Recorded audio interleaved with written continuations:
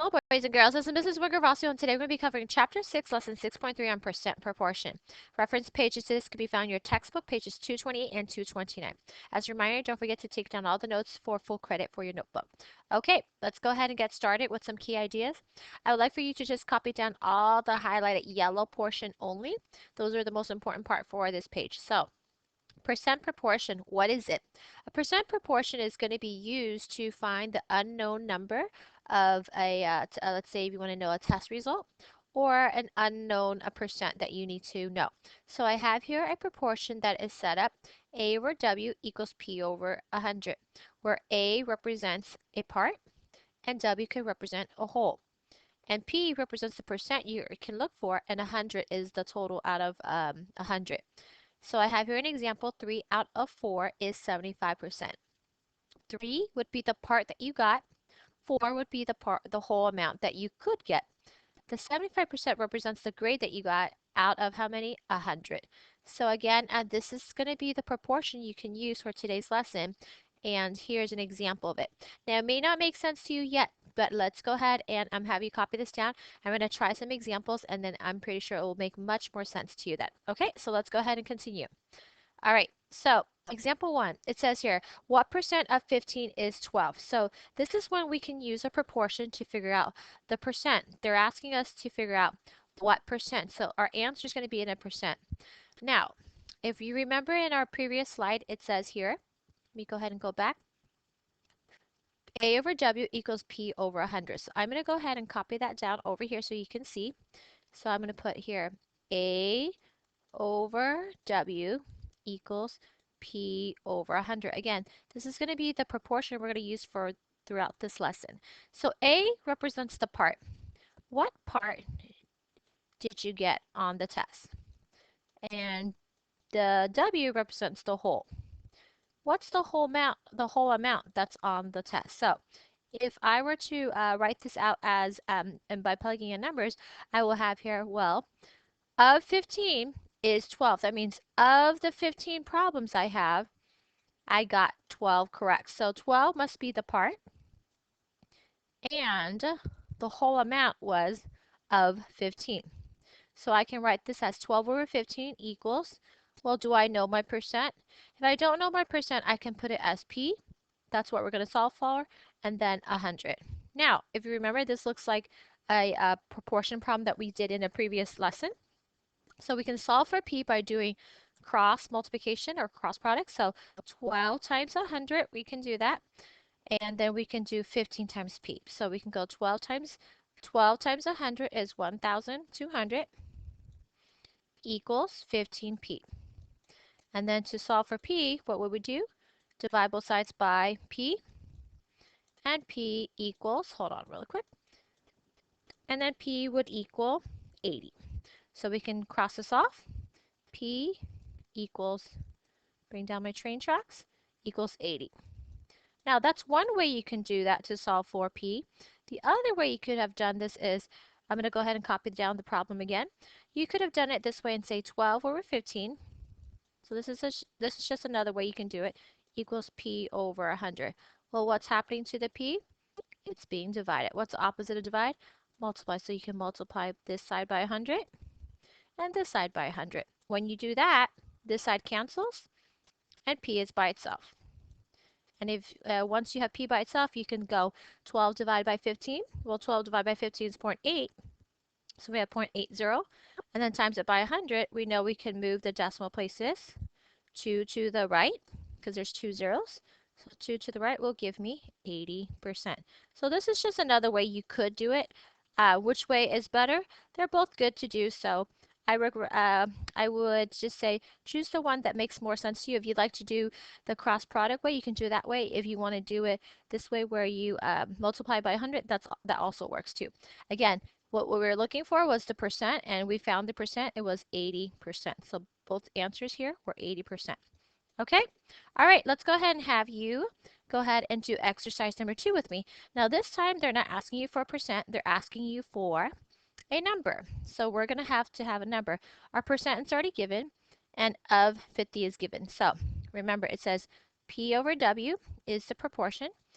don't forget we're going to be using this every single time we solve a problem in this lesson. So P over W equals percent over 100. And I think I messed up on this letter right here.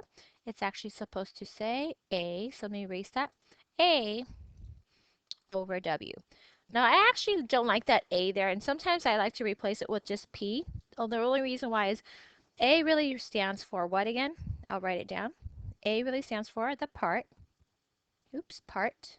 Let me go ahead and write that over. Part. So A really stands for the part, and W stands for the whole. So that makes more sense for me when W represents whole, but I don't know why they say A. So I'm just going to put here part to whole so you can remember part to whole.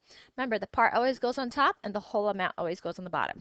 So we have here 30% or 36% is already given, so we know that percent is going to be on this side. So 36% is over here. And then we know that it's already given out of 100 total. And then we need to figure out of 50, where does that go, the top or the bottom? Well, of 50 means that it's going to be the total amount on a test. So if that's a total, that's going to be a whole. We're going to put that at the bottom. And we want to know what number is 36%. We don't know the part you actually got, so we can put here A. Okay, so now you can go ahead and solve this by either doing cross product, or you can go ahead and do multiply both sides by 50. So you choose. I'm going to go ahead and do it with multiplying both sides by 50, because the opposite of divide is multiply. So I'm going to do this side by 50 and this side by 50. Once I do that, this side right here cancels. A is by itself. Let me go ahead and fix that A really quick. Oops, my mouse froze. Okay, so A is by itself. Oops, one more time. Let me fix that. My mouse just froze. 1 second. So A is going to be by itself. So A, there we go, equals. And then I can do 36 over 100. Or I can do, I'm sorry, I can do 36 over 100, which is going to be 0.18. And then 0.18 could be multiplied by, 1 second really quick, my pen is not working. Let me just read. Okay, there we go. I think the pen's working now. Okay, so I can do 36 over 100. So once I do 36 over 100, I will get 0.36 because I can move the decimal places 2 to the left. So once I do that, I'm going to go ahead. Sorry, my pen is having trouble right now. So let me go ahead and move this down. Okay, so I can go ahead and do 36 over 100, which will give me 0.36. Again, I can move the decimal places 2 to the left. So 0.36. Once I have that, I can multiply that by 50. And then when I multiply by 50, I get a total of 18 exactly. So that means A equals 18. What does that really mean? That means that out of the 50 problems of the 50, I got 18 out of 50 correct. Again, you can do this solving this part many ways. So I went ahead and did it by multiplying by 50. If you did it the other way, let me go ahead and show you. You could have done 50 times 36. So 50 times 36 and then divided by 100. Okay? All right, let's go ahead and have you do example 3. So example 3, it says here 150% of what number is 24. So in this case, we have the percent.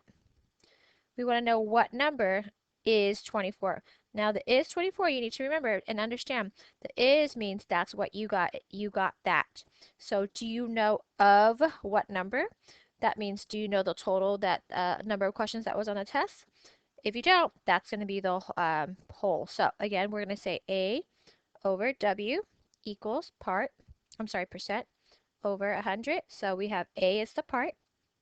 I'm going to put here part and W is the whole. I don't have space, so I'm going to go ahead and write it like that. So then we can say, well, A is the part, which is 24 that you got correct, of how many questions you don't know. So you can put W. And percent, you know you got 150%. That's a really good grade out of 100. So again, you're going to do cross product. So you can go 24 times 100. And then you can go 150 times W. So I'm showing you actually a different way in the compared to the last example. So you can go 24 times 100, which is 2400, and it equals 150 W, and then solve for W. You can do it that way, Or, let me go ahead and finish this real quick. Again, you can do it the other way, which I have here. I'll write in just a second for you, which this is going to be 16. Again, the other way is going to be, well, what's the opposite of 24 divided by W? You can say multiply by 24. So either way works. Again, I'm just trying to show you a different way so you can see. So I did the cross product way. Okay? All right. So I did 3 examples for you. I would like for you now to take a piece of paper out and try the following 4 problems on a separate sheet of paper for your homework. Okay? And if there's anything that you didn't understand in the previous examples, go ahead and press replay and watch the video or that section again. All right. Example 4. This is going to be the last example. It shows you the bar graph of a tornado that occurred in Alabama in 2011. So we want to know what percent of the tornadoes were EF1. So there's a lot of measurements for the tornadoes here. So we're only going to concentrate on the EF1, which is this one. So we're going to talk about the 58. So what we need to know is, or what we are trying to find out is the percent of the 58 tornadoes that happened in 2011. But before we do that, we need to know what was the total for all of the tornadoes. So how many here, here, here, here, here, here. If you add it all up really quick, it's going to be 145. So if that's my total, will that be my part or will that be my whole? So I'm going to put here total. Remember the proportion says it's going to be A over W equals percent over 100. So A represents the part. Do you know the part we're trying to figure out? The part we're trying to figure out is 58, so we're going to put 58. Do you know the whole amount of tornadoes that we have? Yes, we do. That's 145. And then we have here P over, oops, let me go ahead and move this down. P over 100. So P over 100 is going to be the percent we have. Well, we don't know the percent, so we're going to put here P. Oops, P. And then the 100 will be the percent out of 100. So again, now we just solve for P, the percent that we want. So cross multiply. And then that's 5,800 equals 145 P. To get P by itself, I'm going to divide both sides by 145 because the opposite of times is divide. So I'm going to divide that. This cancels. Bring this down.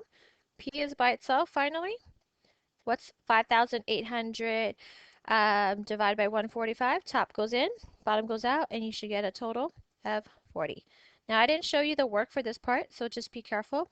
This looks like this. Top goes in, bottom goes out. If you're still struggling with dividing, please come and see me for that. But it's just 5,800 divided by 145. And the answer is 40. So what does that 40 mean? That means that the percent of tornadoes that happened for the EF1s were 40%. And that's the answer. Okay? All right, let's go ahead and have you do the last on your own on the same paper of the other homework problems that you did, number 7. And if you need more time on this part, go ahead and pause the video to solve your question. One last thing, if you can do the exit ticket for this page. And then any questions you have for this lesson, go ahead and ask me tomorrow. I know there were a lot of things that I said in this video, so again, if you're not sure about something, please ask. Thank you. Have a great day.